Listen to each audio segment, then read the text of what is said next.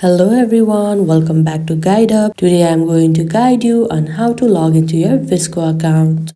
For that, make sure you already have the application on your phone device. Now let's hop on the app.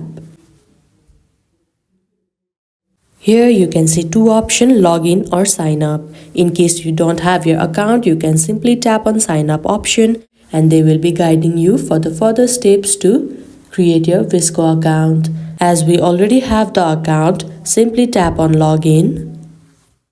You can now see various options that you can log in your account with. For the Apple user, you can sign in with Apple, and likewise you can sign in with Google and sign in with Snapchat. For this video, we will go for Google.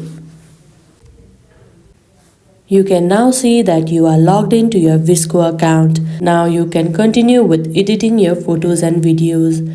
I hope this video was helpful. Don't forget to like this video and subscribe our channel Guide Up. Thank you.